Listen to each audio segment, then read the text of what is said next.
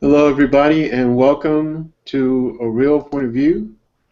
My name is Greg Morgan. I'm your host, and I'm joined by two of my wonderful favorite people, two of my favorite people in the world, Mr. Larry Dimkowski of Must See Movies.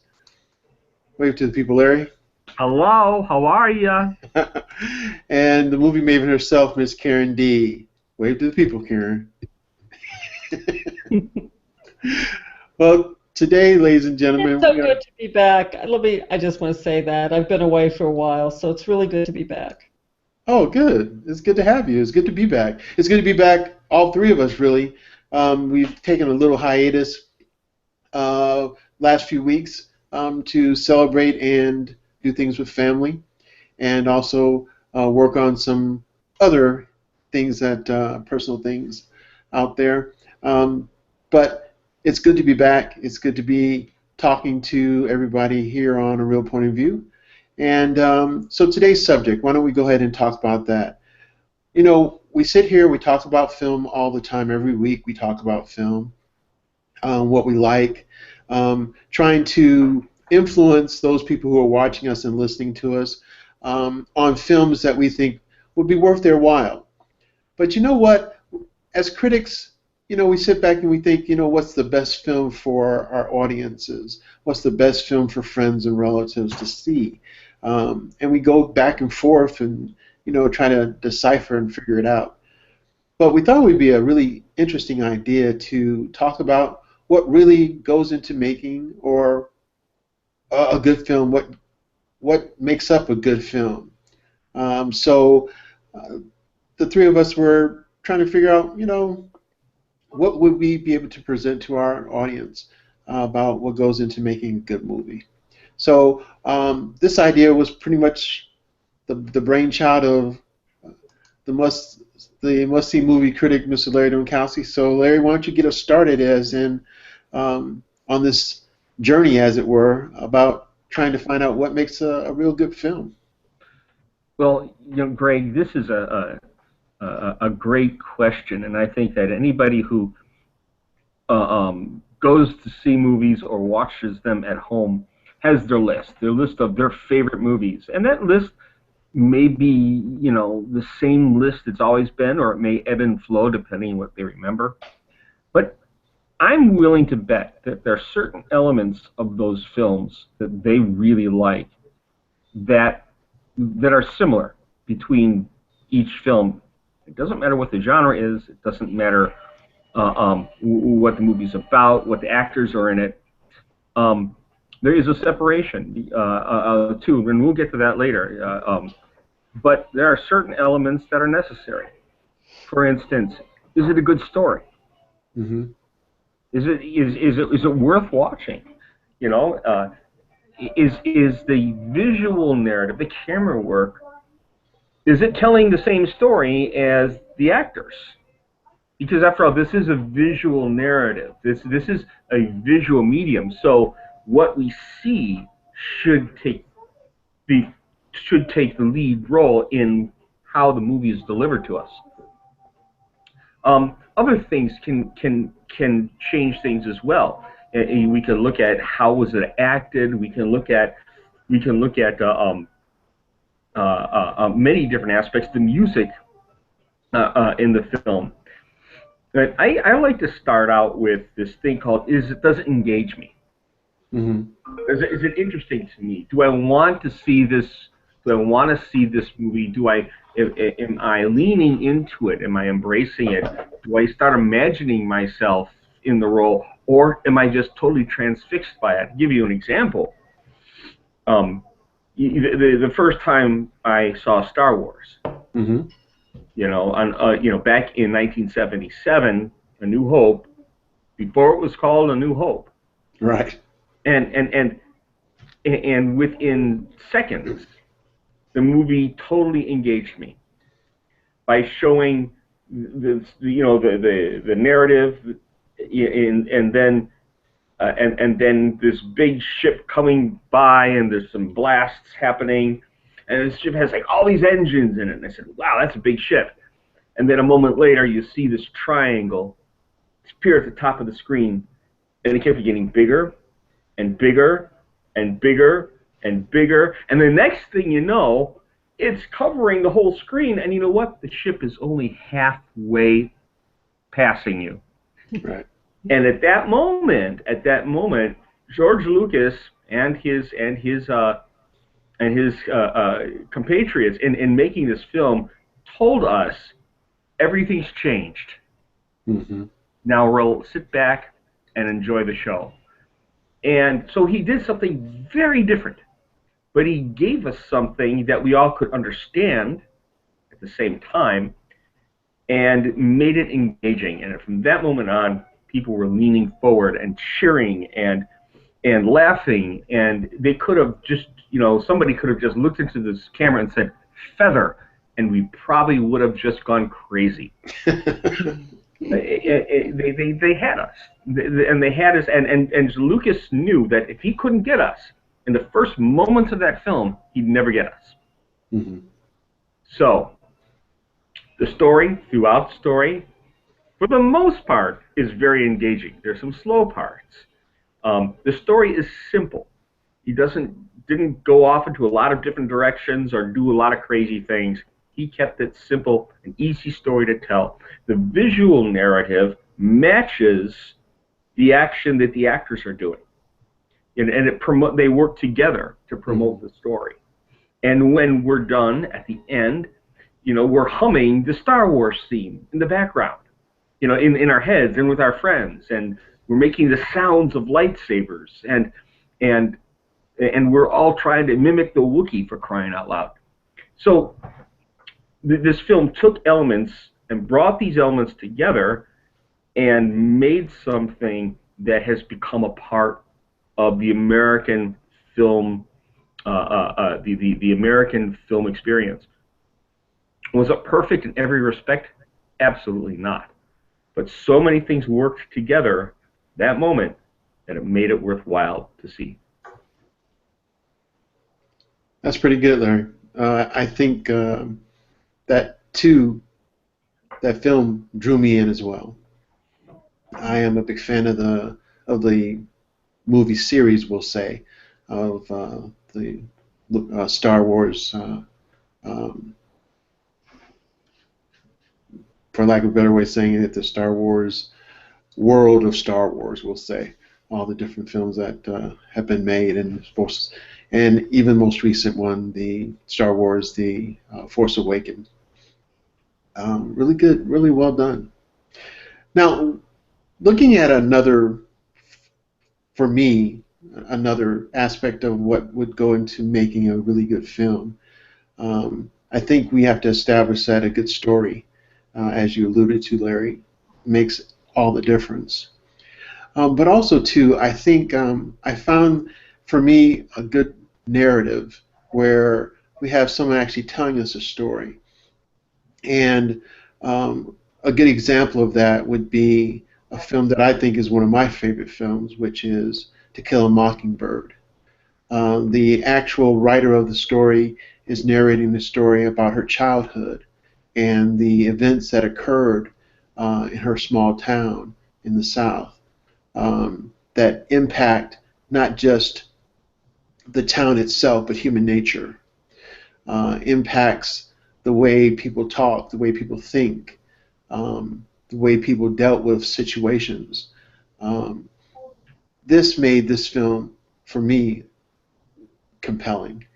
A good story, something that is relatable, something that people go through in life that's a realism.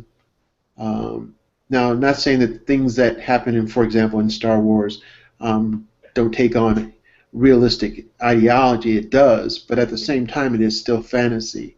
And here's a movie that deals in absolute reality, things that have happened, things that could happen, and the result is not always exactly how you think it's going to be, which is how life tends to be. Spontaneous in itself. That spontaneity sometimes, for me, makes the movie a good movie. You know, the film that you brought up, To Kill a Mockingbird, is again one of the greatest stories in the American experience. And what's interesting, next time you watch the film, pay close attention to all the camera shots of Atticus. Which is Gregory Peck's character, who's Right. the lawyer in the film. And in most, not in all, but in most of the shots, we're looking up at him. Yeah. And they maintain this visual language with Atticus. We're looking up with him. We're looking up at him. We're looking up at him, and that's, you know, giving us this idea of this is how the town sees him. This is how his kids see him. We're all looking up to this man, and we start doing that as the film goer. You know, we start looking up to him and following his lead and watching then his children as they're going through things, going, what would Atticus do? What would my dad do? You know, and then they're thrown into the ugly part of humanity, and they're confused by it, and yet still, when we see Atticus, we're still looking up at him. And taking that to a little bit further, not just looking up at him, but every time we see Atticus, we feel like we're calm. We're back to a safe place. That's very true. And so now it gives us that moment of pause to think about what's really happening in front of us. And Atticus brings us back to that, okay, everything's going to be okay. Let's deal with this. Let's see what we need to do next. And when we're looking up at him, and that the movie morphs that to, we're no longer looking up at him, we're looking up to him. Right. And this is something that, you know, we become, in that place, we become like Scout or Jeb. It's a part of, we embrace those roles as ourselves. And we don't embrace Atticus as us. We don't do that. But we look at those two children, and we put ourselves in their shoes, and in doing so, we put ourselves in Atticus's hands. Which is very, very purposeful from the author's point of view. This is what she wants us to see. This is what she wants us to understand. And so cinematography plays a very important part here, because all the things that she's expressing, all the emotions that she wants us to feel, as you stated earlier, these camera angles are very, very important to help illustrate that and exemplify that throughout the film. So camera angles help tell the story. And as you were saying, taking a look at this film again and paying much more attention, the irony is that without being specific, without trying to look directly at those things happen for us as a moviegoer anyway. We can go back and pay more attention, of course, but those things happen anyway, and it envelops us within the realms of what the movie does because of those camera angles, because of the narration, the narrative, because of this wonderful story, which has so much reality and realism within it. So yeah, those are some more things that help make a movie a good movie. And of course, having wonderful actors. Gregory Peck is impeccable to me in this film. Now, I do have a bias because I'm a Gregory Peck fan, but to be very, very honest, this is one of the reasons why I'm such a fan, is because of his treatment of this gift of Atticus Finch in this film. It was just well done. One of the another film that I love to talk about, because it is almost a lesson in how to make a film. And that's a Peter O'Toole film called The Stuntman. And the visual narrative at first looks almost confusing because there are two very different stories going on here. And what they do is they give you two different visual narratives that eventually come together and then give us the main story, what we really need to focus on. And that's very difficult to do, to take two different visual narratives, not two storylines, two visual narratives, and then eventually merge them together into this one point. And at that point of the movie, we go, oh, I get it. And they in this movie they remind us, how big is King Kong? That's the whole idea, that all movies are fantasy. They're not real.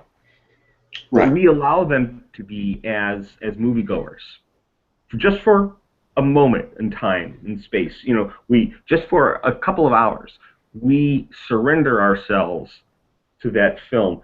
And if a film is good enough, it's easy to surrender ourselves to that film. If it's not good enough, we don't.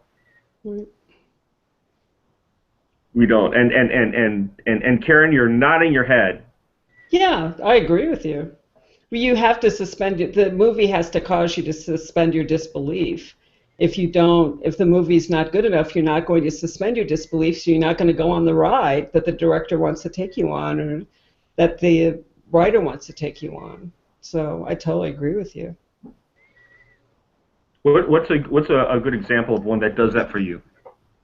Well, I think I'd like to, I was thinking about everything you guys said, and I guess I would like to go in a slightly different direction, because the movies that have meant the most to me over the years have been the ones that exemplify the human condition.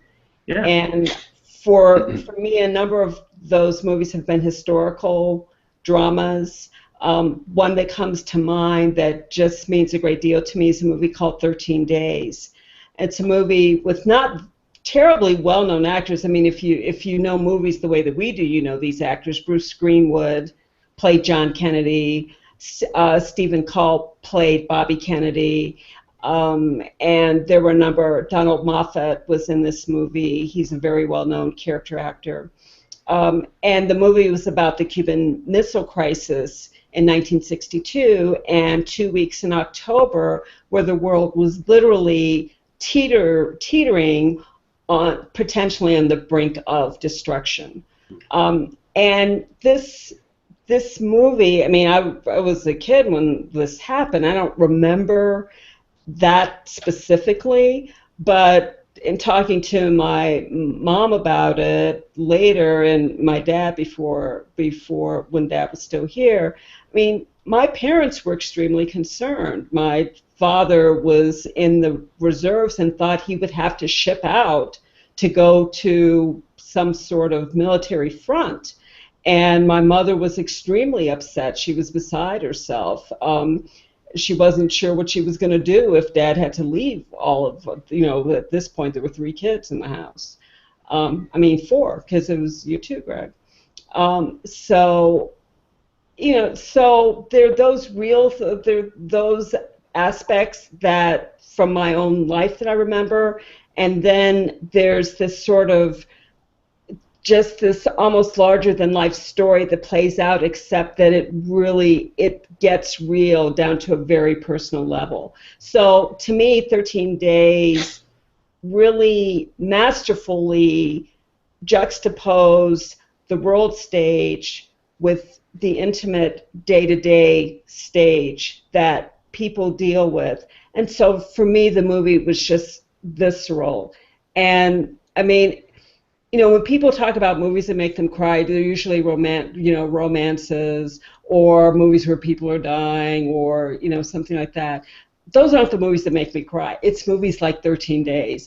Every time I see it, I'm moved to tears because of just seeing played out in front of me what could have happened, what didn't happen, almost through a series of really serendipitous miracles, and what happened because of the dedication of people, and also because of some really boneheaded mistakes that people made. So seeing all of that, incredibly interesting to me, and watching people struggle with how to manage the world as they know it, with imperfect knowledge. And you know, Karen, that is a really good movie, and it's one of the few movies where I see Kevin Costner and I enjoy what he does. Mm-hmm. He does a brilliant job in it, and so does the rest of the cast. They're all in it, and they're really in it. They're not just out there delivering a line and then going home and having a Twinkie or something. Right. And that's another thing that can take you away from a film. You could have a great script, you could have a great story you're telling, and all the camera work is fine and everything, and then an actor comes on in and just it's like they don't care they're there or not. They just read the lines. Okay, I'm done with my lines. I'm going home. Bye. Right. And I don't know about you, but that's one of the things that really makes me just want to, walk out of a theater.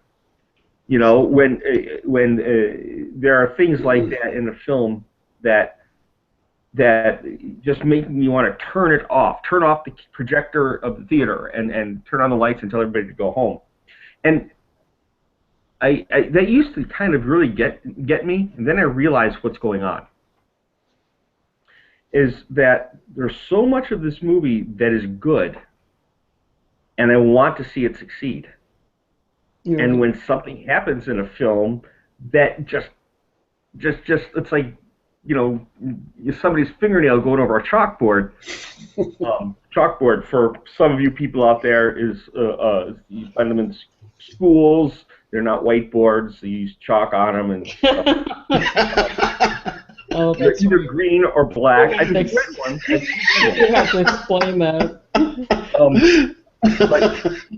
But for example, in the movie in the film Braveheart, they spent a lot of film time, a lot of story time, developing things that they never use.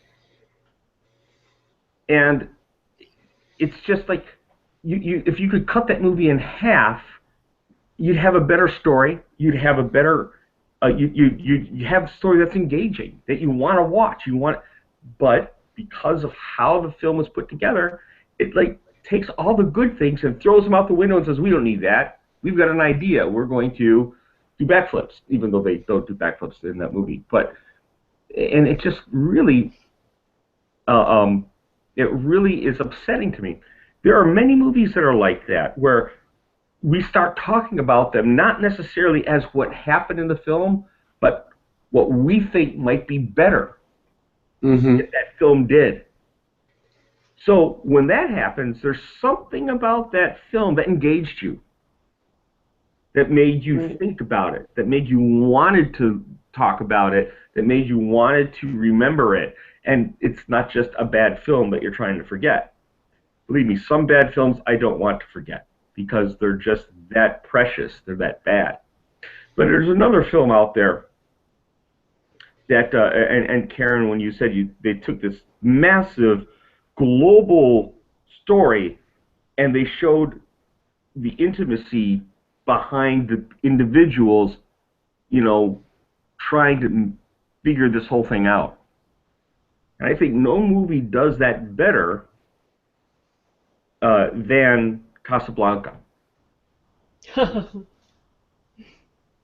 You've got this big thing. I don't know that I would agree with you about that, but it does really do that. You're right. It does do that.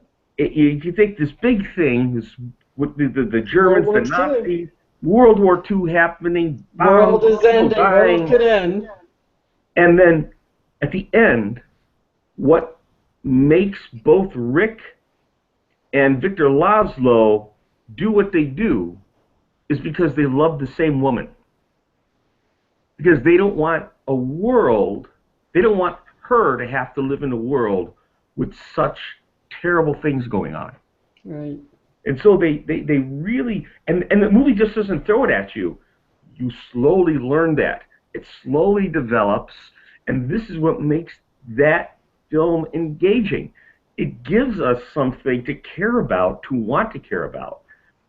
And what are we caring about? We're caring about the people we love. Mm-hmm.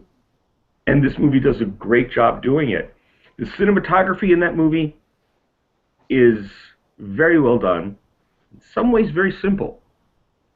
But they use a lot of classic film noir techniques Yes. to hone in on certain ideas. And you can tell when they're going film noir, there's something you've got to pay attention. No, we do. We do. They refocus us. You know, we talked a little bit before the show about movies can't be 100% engaging all the time. Mm-hmm. You've got to let you breathe a little bit. Remember who you are, where you're sitting. That's important, especially in things like horror movies and suspense thrillers and action all the way films.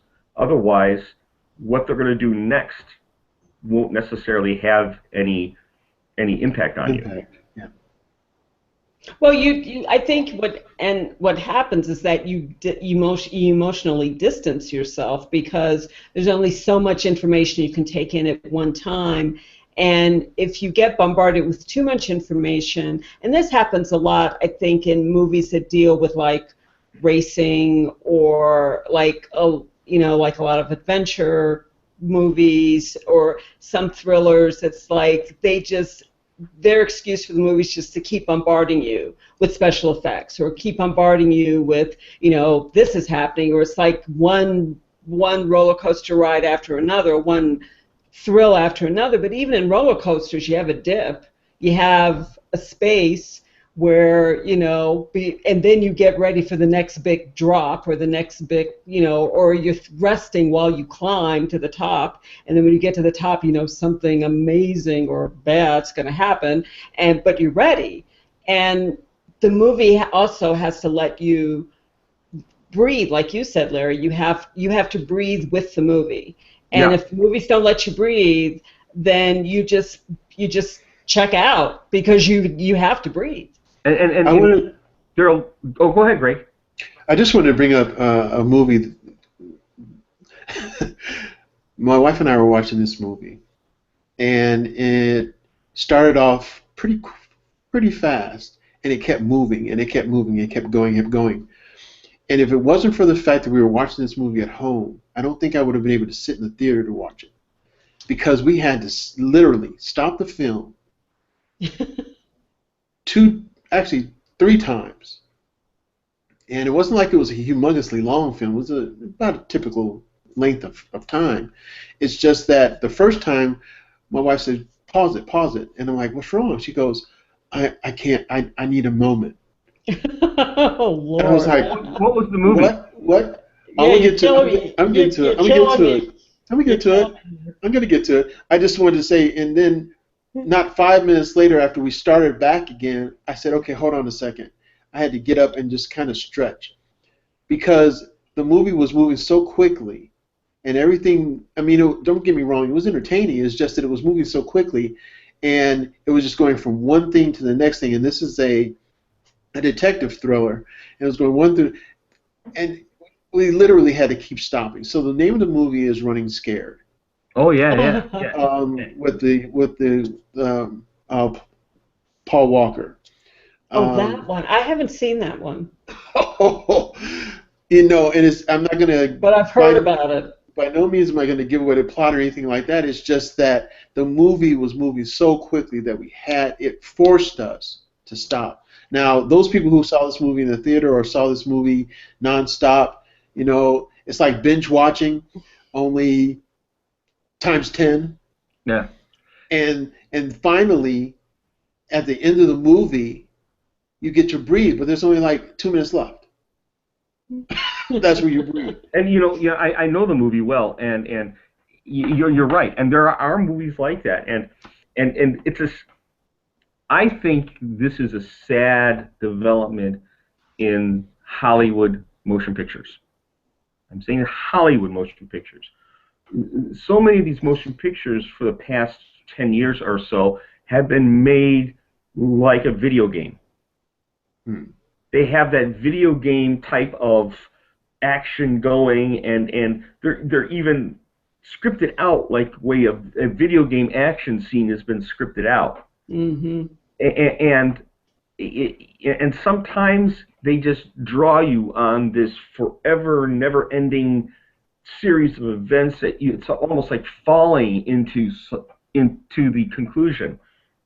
And yeah, it becomes tiresome. It's hard to watch for a while.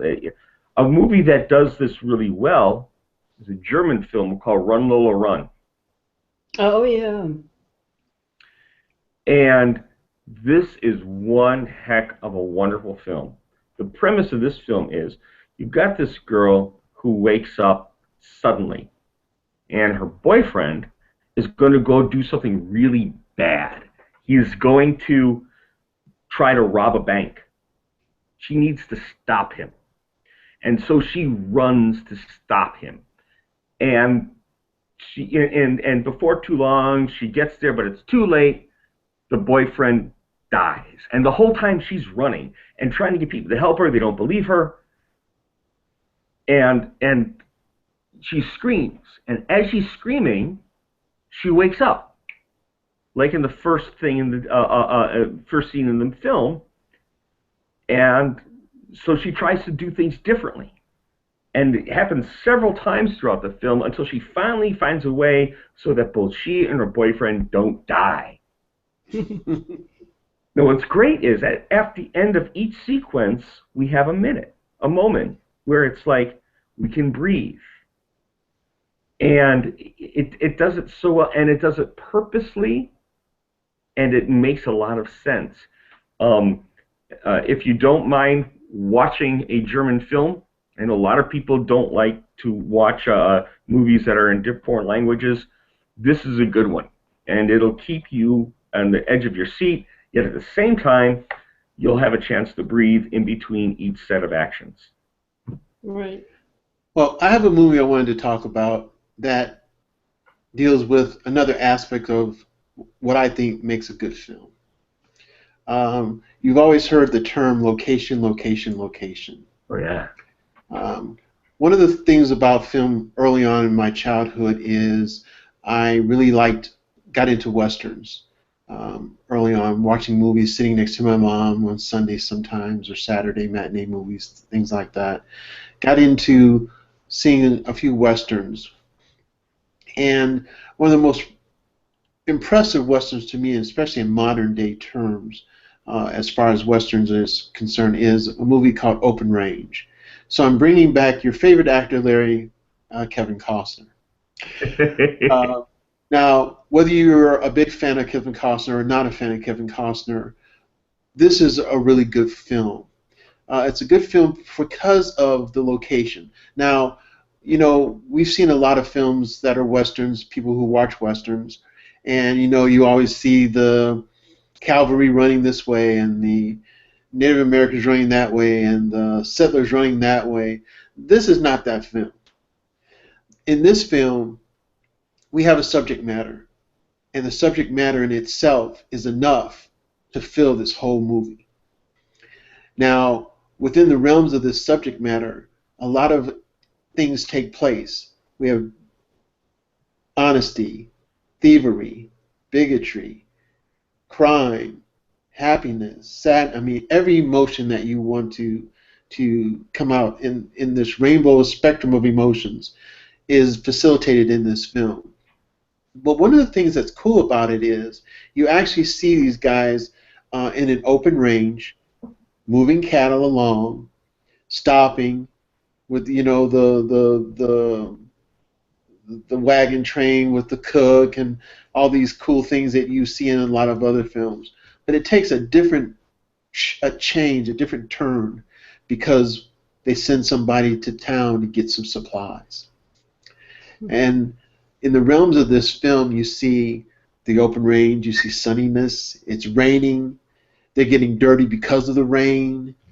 You know, there's nothing for them to really hide under because the rain gets through their little canopy that they have, you know, and the weather plays a big part in this film.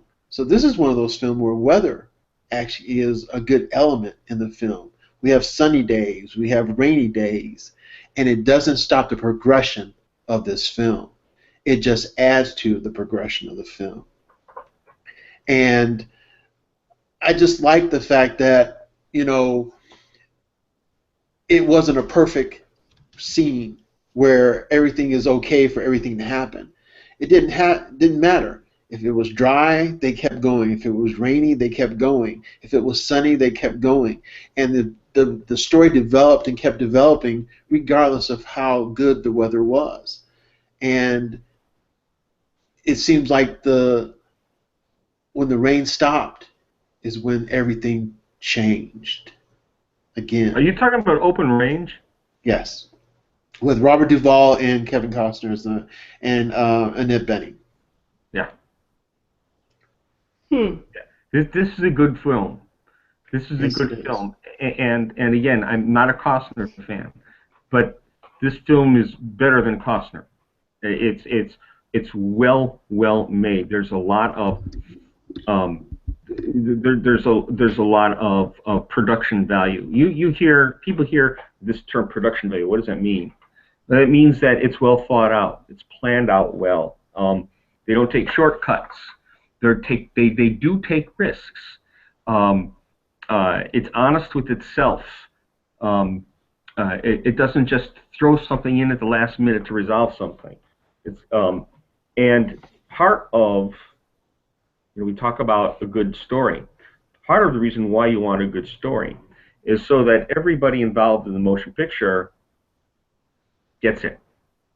I was thinking just that when you said that. Everybody gets it. They get the story, and they want to tell. They all are on the same page. They want to tell that story. Now, they want to tell that story from their character's point of view, absolutely. But they're all on board. And when the producer can get everyone on board with what this story is and the story we want to tell, that's when we can begin to get production value in that motion picture. And when everyone's not on board, the production value is one of the first things that begins to fail. The films that have great production value, and there are a lot of them, just like there are a lot of them that do not. And one of my favorite films I talk about production value is Young Frankenstein. I was going to mention that. That's one of my favorite movies too. And Karen, if you watch that movie, the amount of production value that this film has, they don't take anything for granted. They don't leave anything hanging. Right. They don't presume that you even know what the story of Frankenstein is. You don't have to know what the story of Frankenstein is to get on board with this movie. Yeah. Because they start from the very beginning. And they just sort of tell you, okay, well, here's a guy, and, he's Frankenstein, and he's got a real thing about how his name is pronounced, and why is that? Well, it's because, I'm not my father. The classic, I want to be better than my father's story. It was awesome on so many levels. I just saw it not too. It was on American Turner Classic Movies not too long ago, and I've seen this movie maybe 20 times over the years. I laugh every single time because it is so freaking good. And even though we know all the jokes already. Even though I know all the jokes already, I love it when they do Putting on the Ritz. It cracks me up every single time. I love it when Madeline Kahn sings Sweet Mystery of Life, same old joke. The thing that does it for me in that movie is the scene with the hermit, with Gene Hackman. Oh, I love that scene. and if I'm not laughing, but my head off by that scene gets me all the time. And it's hilarious. Who even knew that was Gene Hackman? He was under so much makeup. And comedies provide a very different set of elements added to what makes a good movie. And this film does it. It hits it on all counts. hmm And the choices that Mel Brooks made. I mean, you talk about cinematography. There was some amazing choices made here with in terms of cinematography. And the first and best choice was that it was black and white. Yeah. And that just lent so much to the story. It's like this, when was this movie made? It must have been like 1980 or 77 or somewhere in there. So it's not like they had to make it in black and white. No, this was a purposeful choice. And, because you've got like this fog and you've got this really weird place and you've got, this guy with a weird hairstyle who has this strange lineage, but he comes off as this intellectual. And what's going on here? But then at the same time, he's kind of boring, or he's kind of bored with his girlfriend. But, and then Terry Garr comes along. It's like, wow, she's interesting. And then they make all these stupid jokes about, knockers and, whatever. And it's hilarious. It was very sophomoric in its humor, and it was meant. And that's what was so brilliant about it. And the thing is, and we talk about production value again, it had many levels, and it had that level of just base humor. Right. And it also had a higher level of humor. And then you had something that was almost highbrow, but not quite. Right. And having fun with wordplay, with puns that, unless you had a really good vocabulary, you wouldn't have known that was a pun. And so it had something at different levels throughout the film, but none of that got in the way of telling the story. It all promoted the visual narrative that the camera was showing you, as well as the story that the people were going through. Right. It's a tight film. It's beautiful. Yeah, it's probably Mel Brooks' best film, really. And he was having some trouble with some of his films, and somehow it just all came together with Young Frankenstein, and brilliant casting for one. I mean, Gene Hackman was just awesome in that movie, and Matt LeConte was amazing, and so was Peter Boyle as the actual monster. But Cloris Leachman and Terry Garr. I mean, they were all amazing. Cloris Leachman, and all of these people in this film are really good actors. Right. And that's also important. We have to acknowledge that the man who plays the inspector. Oh yeah, he was hilarious. And I actually went to high school with relatives of his, and let me tell you something. This movie came out in 1974, and that was about the time I started getting very interested in theater and in movies, other than just something to do on a Saturday night.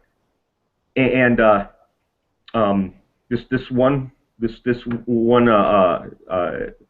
schoolmate of mine, she's gone on to become a famous actress in her own right, and it was interesting the way the family talked about their relative. And they started mentioning all of these other things that he did, and it's like, he was in that, he did that, really? This brilliant actor, and he did such a great job in this, but he didn't do anything more than was necessary. Right. And if he did, those scenes are cut out. Right. And we'll never know. And that's good. That's part of what makes what makes everything come together. It's a part of what makes a good film, is that you only want the scenes that's going to help make the story a good story. A great example was Hitchcock, brilliant storyteller, and he had this idea, but if he couldn't tell the story, if he couldn't wrap it in a good story, in an intriguing story, he didn't make that film. Right. Mm-hmm. But to me, that's why developing the story is so much harder than I think we as an audience want to acknowledge. The story is crucial, and I mean, like before we went on air, I said something along the lines of, people say that there has to be a good story, but that's a cliche. What does that mean? Because people say that so much, and everybody agrees. That statement also almost doesn't have any meaning. I Yeah, think that's I was just why. going to say that. Yeah. Right. I think that's why so many movies are based on books. Because guess what? If you're the producer and you find a good story that's already done in a book, that's a lot less work you have to do to get that movie on board, especially if you've got a group of people, compatriots, compadres, or whatever, who also think it's good. Well, That's a whole set of discussions that you don't have to have. I don't think it makes a lot less work. It just makes different work. The average film is about a minute per page in the script. Now, if you got a 200-minute film, and that's a long movie, that's 200 pages. Now, if you take a 600-page novel, how do you edit that? How do you bring it down? So that's where the work that is done in a film that comes from a novel, because you've got to find a way to distill out the parts that you want to use as the vehicle to tell the story. Mm-hmm. You can't use it all, otherwise the audience will get very bored. Okay, it probably is different work, but I still think it's still on at least on some levels, and I would say on a lot of levels, easier than having the where do we begin discussion. Like, if you've got a bunch of people in a room and you're like, gee, I'd like to make a movie. Well, what do you want to make the movie about? Oh, I don't know. You don't have to have that discussion. You already know what you want to make the movie about. Now, how you make that movie is something else again. But frankly, if you're starting from a blank page, you still have to have the discussion of how. You still have to have the discussion of editing. So, and to your credit, when a story is already done, then all I need to do as producer is to hand somebody that I think might be interested in this project the book. Read that. Tell me what you think. And so I can get people, and we talked about earlier, people buying into the story. We can get people buying into the story a lot sooner if that's already written, as opposed to a screenwriter who has thousands of ideas and he's trying to pick and sort the ones he wants to use for this script, and she takes it and then finally is able to embrace it enough where that a producer will read it, and that's a whole different story. But it's a part of how films are made. Well, there's a movie that I wanted to bring up because I think so many movies, or not, so many good movies have simple stories behind them, relatively simple. They're not terribly complex stories, but they are simply told, and there's a beauty in that. And I think some of the best movies honor that simplicity. Like that simplicity becomes an asset and not something that detracts. And this is another movie that was recently shown on Turner Classic Movies Night.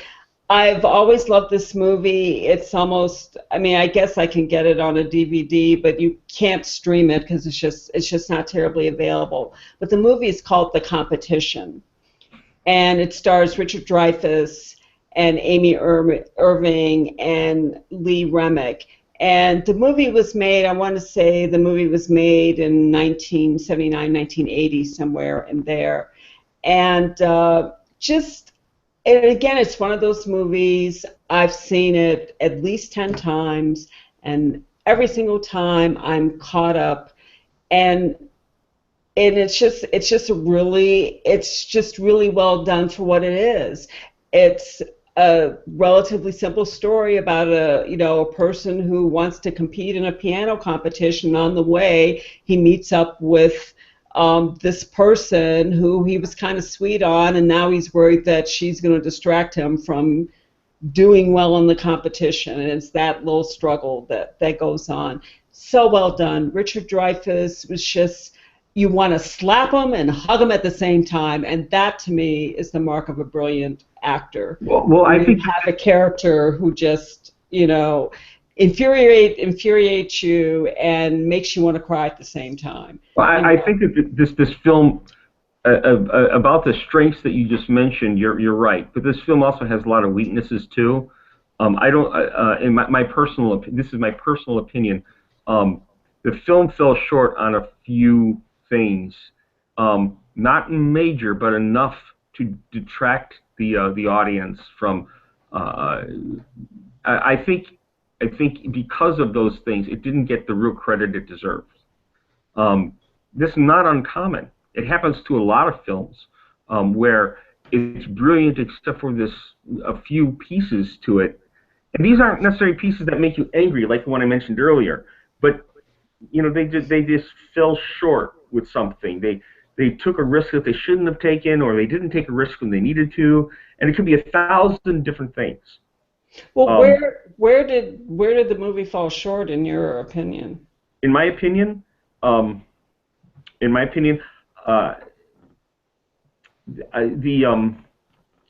thought it ended too conveniently. It resolved too conveniently, and I kind of knew, 20 minutes into the film, how it was going to resolve, and so I felt like, gosh darn it, if they waited a little bit longer, to start that part of the storytelling, they might have had a much better film. But this is a film that people should see because it has enough value as a good movie to make it a good movie.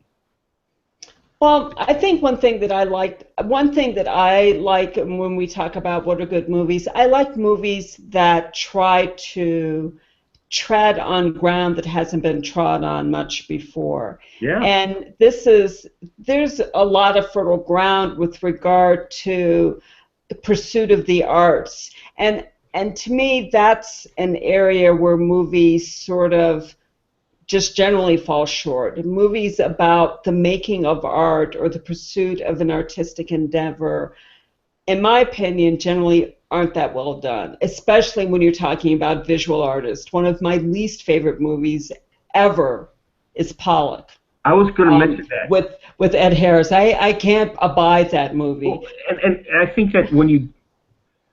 And this is a problem of the filmmaker. Yeah, it's totally is. And not necessarily the actor. I thought he did a brilliant job acting the role, but the film falls short because it's not necessarily the story you want to tell about Pollock. But it seems to can't make up its mind. Is this a homage to Pollock and his life? Or is this something else? Mm-hmm. And with this movie, it's like, what way?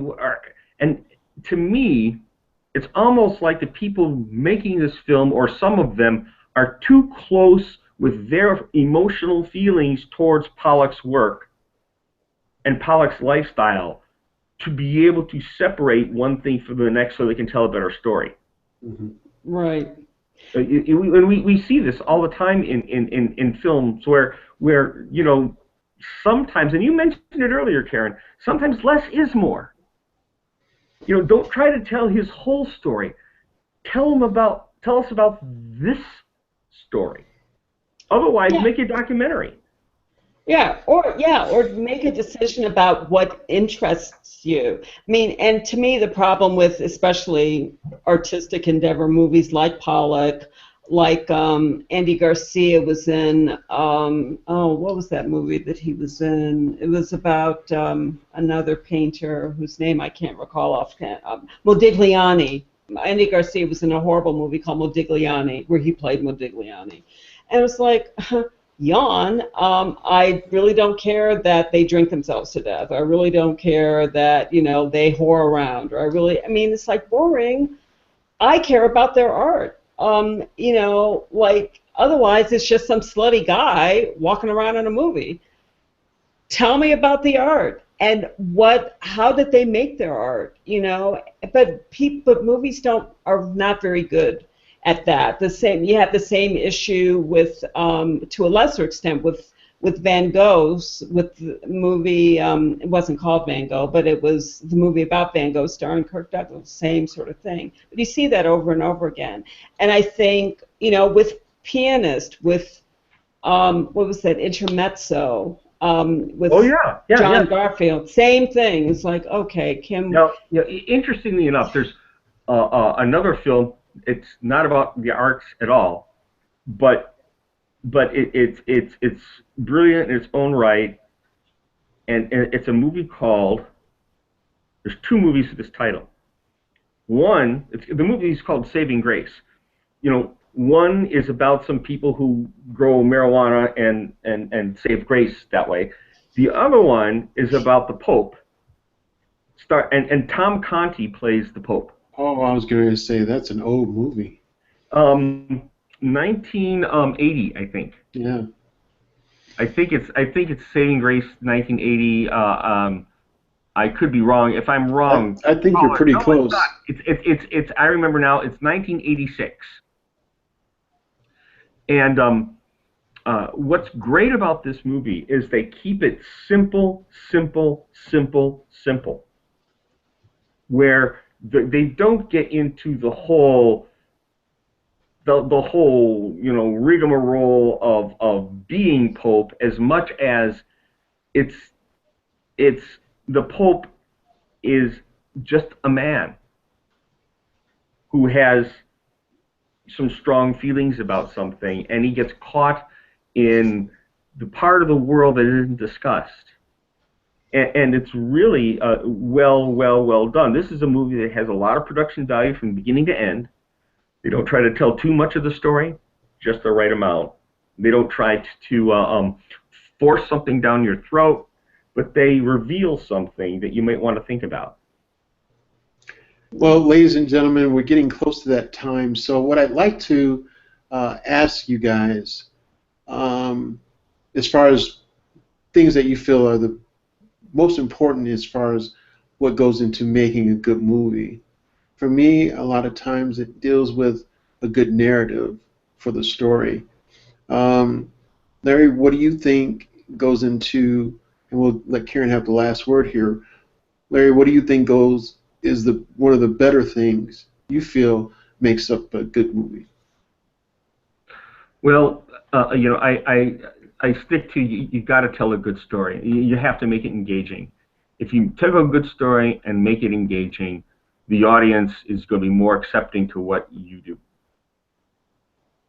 And you, Karen? And for me, I guess what makes a movie a really good movie is something, if the movie taps into something that I think we as humans care about, and that's a belonging, a sense of belonging, seeing things that mean something to us played out on the majesty of a big screen.